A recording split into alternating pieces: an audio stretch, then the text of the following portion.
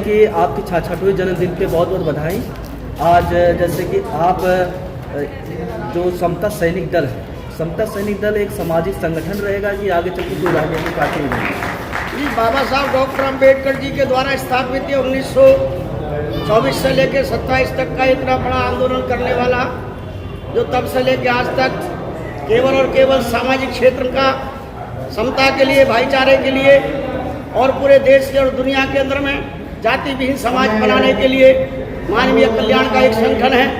बाबा साहब ने स्वयं ही अपने द्वारा समता सैनिक सामाजिक क्षेत्र में कार्य करने के लिए निर्मित किया था और समता सैनिक ही बाबा साहब का सबसे पुराना, जो शुरुआती काल में बाबा साहब ने जब बहिष्कृत हितकारिणी सभा की स्थापना की थी, जब बाबा साहब दलित, पिछड़ा, अल्पसंख्यक, महिला समाज को जगाने के लिए, उनके सम्मान को बरकरार रखने के लिए जो जुर्म अत्याचार हुआ करते थे, अत्याचारों से मुकाबला करने के लिए बाबा साहब ने समता सैनिक की जो एक फौज खड़ी की थी। भारत में, गुलाम भारत में सबसे कोई बेहतरीन कोई फौज है तो समता सैनिक है, जो बाबा साहब ने बनाई। इसलिए इसमें हमारे द्वारा या भारत के किसी व्यक्ति विशेष के द्वारा कोई परिवर्तन करना संभव नहीं है, क्योंकि बाबा साहब के दिशा निर्देशों पर ही समता सैनिक पहले भी चलता था, बीच में भी और हमारे नेतृत्व में भी।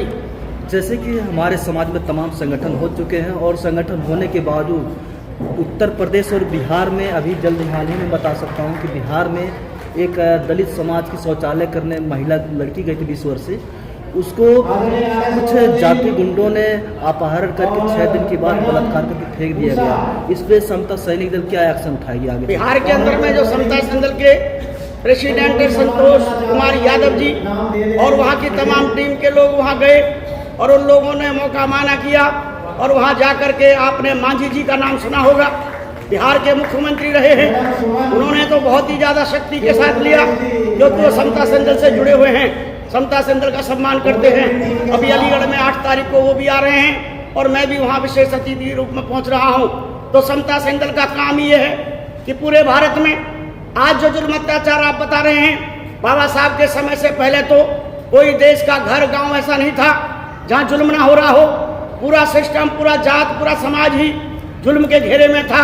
अब तो कम से कम बाबा साहब के आरक्षण के बदौलत हम IAS, PCS, इंजीनियर, डॉक्टर, प्रधान, सरपंच बन करके कहीं ना कहीं स्वाभिमान से जिंदगी जी रहे हैं। जैसा कि अभी 5 राज्यों में चुनाव है, समता सैनिक दल इससे किस तरह की कैडर बनाएगी जो हमारे समाज में कोई पार्टी या सरकार बना सके? देखिए साहब, समता सैनिक दल का सीधा सीधा सिद्धांत है, जो बाबा साहब के विचारों पर चलेगा उसको समता सैनिक दल संसद में भेजने का काम करेगा, और जो बाबा साहब के खिलाफ में चलेगा समता सैनिक दल उसको संसद से खदेड़ने का काम करेगा, भारत से खदेड़ने का काम करेगा।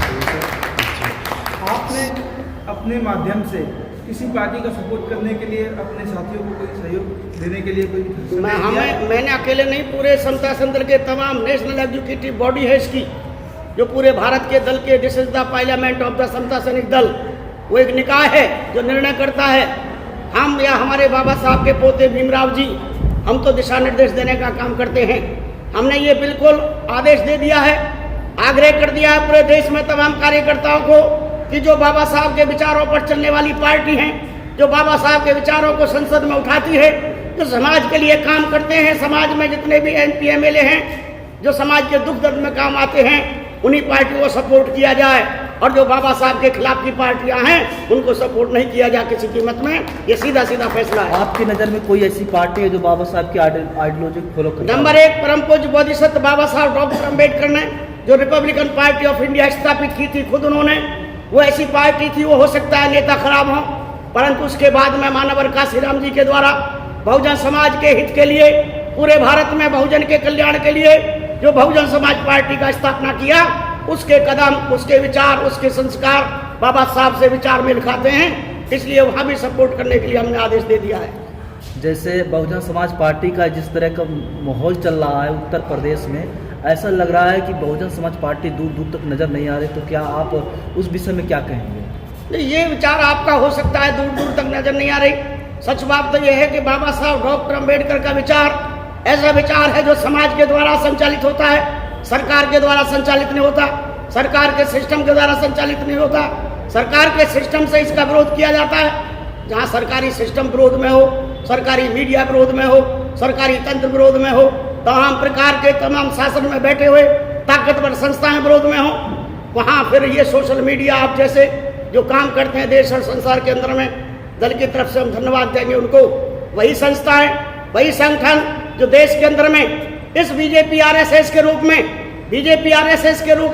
जो देश के अंदर में शासन तंत्र को खत्म करना चाहते हैं, भारत के संविधान को खत्म करना चाहते हैं। दूसरा पैगाम ये है, जो इन जातिवादियों को हराएगा, समता संदर्भ उसको जिताने का काम करेगा। दूसरा संदेश है महिलाओं के लिए समता सैनिक दल जो एक सैनिक दल पार्टी है, इसमें कोई तैयारियां हो रही है, सिखाया भी जा रहा है कुछ लड़ाई के लिए? देखिए साहब, आज ये करना, हमारी मैडम जो महिला विंग की अध्यक्ष हैं, वो प्रिंसिपल हैं, खुद कुशल प्रशिक्षक हैं।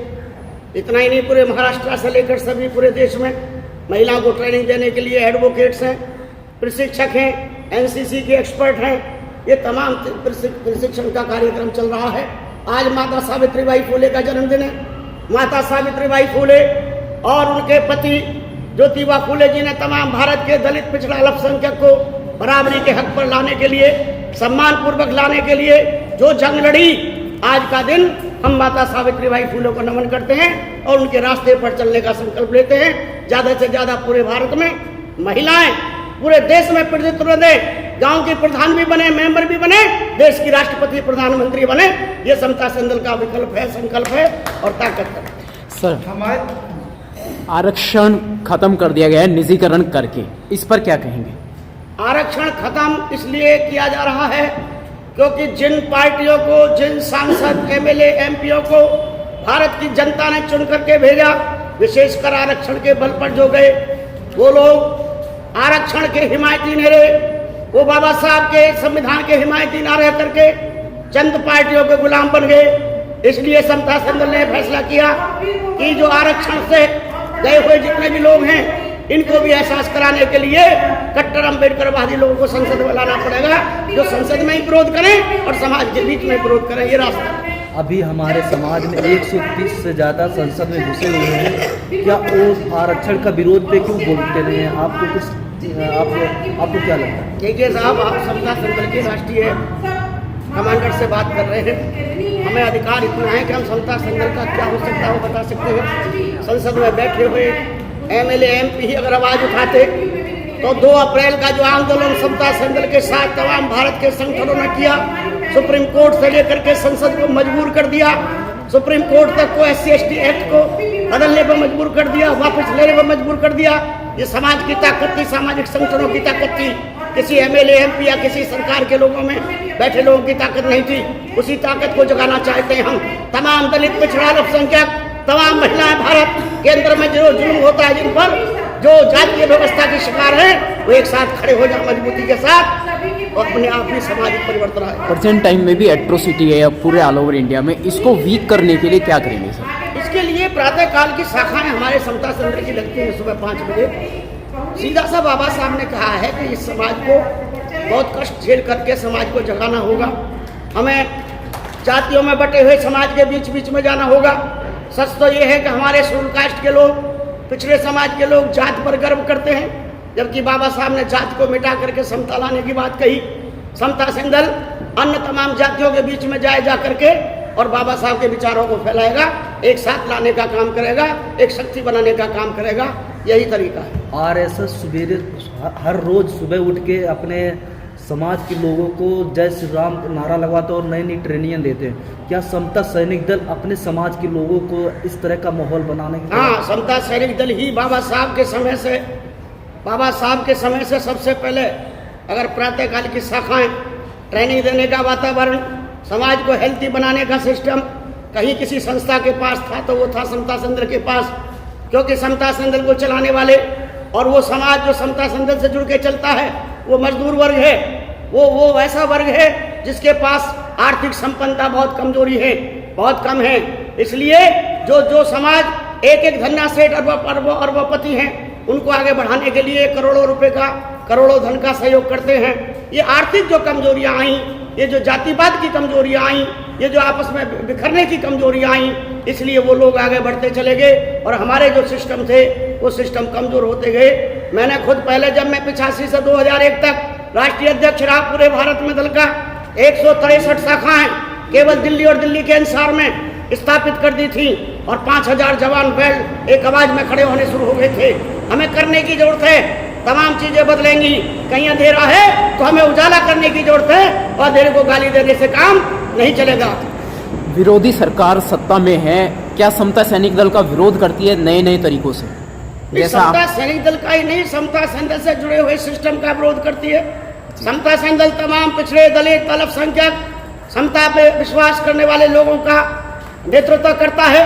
तो तमाम सिस्टम का ही जब विरोध करती है तो समता सैनिक दल में अलग से कौन सी बात है? बुद्ध के विचार का विरोध करते हैं, बाबा साहब के विचार का विरोध करते हैं। इन्होंने तो कबीर साहब को नहीं छोड़ा, इन्होंने गुरु नानक को नहीं छोड़ा।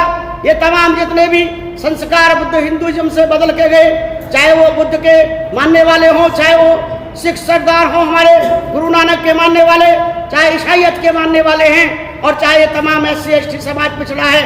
आज सच मायने में ये हिंदू नहीं है, ये भारत के सच्चे निर्माता हैं।